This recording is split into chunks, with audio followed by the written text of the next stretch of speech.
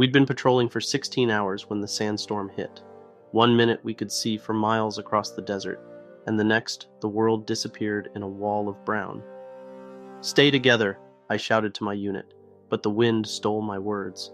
I could barely see Rodriguez next to me, much less the other 4 men. Our radios crackled with static. GPS went haywire. Compasses spun in circles. We huddled together, backs to the wind, waiting for it to pass. When it finally did, nothing looked the same. The landmarks we'd been using were gone, hidden under new dunes, or simply vanished. "Where the hell are we?" Martinez asked, wiping sand from his goggles. I checked my map, but it might as well have been for another country. Nothing matched up.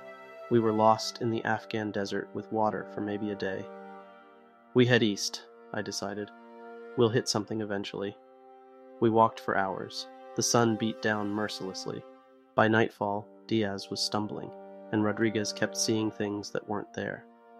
Then, as the last light faded, I spotted it, mud walls rising from the desert floor. A village. "Thank God," Wilson muttered. We approached cautiously. No lights shone from inside, but smoke rose from several chimneys. I signaled for the men to ready their weapons as we entered. An old man appeared from the shadows. His face was deeply lined, his eyes dark pools in the moonlight. He didn't seem surprised to see us. "You are lost," he said in accented English, not a question.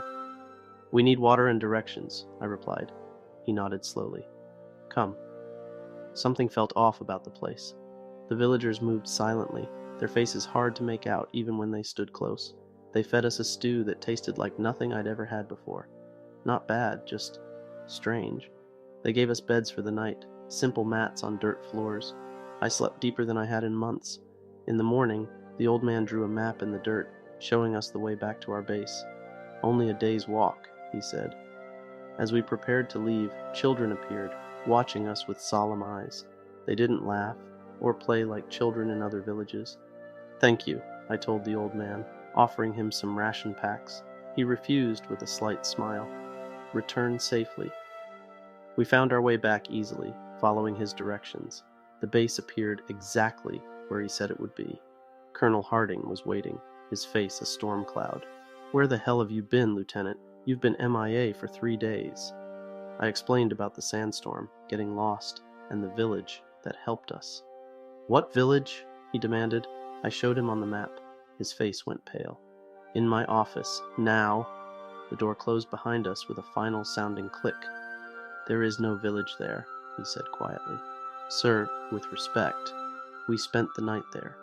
They fed us, gave us water. That village was mistaken for a Taliban training camp last year," he cut me off. "Airstrike, total destruction. It was a bad mistake. Classified information." A chill ran through me. "That's impossible." "Show me your photos," he demanded. I pulled out my phone. The pictures I'd taken showed only empty desert where the village should have been, just sand and more sand. "But my men saw it too," I protested. "Your men were suffering from dehydration and exposure," he said firmly. "You were all hallucinating." Later, I found Rodriguez alone. "You remember the village, right?" I asked him. He looked around nervously. "What village? We got lost, then found our way back. That's all."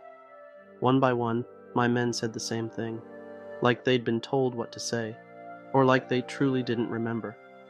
But I remember. I remember the old man's eyes, the silent children, the taste of that strange stew. Sometimes at night, I dream I'm back there. The villagers stand in a circle around me, watching, and in my dreams I notice what I missed when we were there. None of them cast shadows in the moonlight. I don't know what happened in that village a year ago. I don't know who or what helped us in the desert. But I know they were there, and sometimes I think they're still watching me.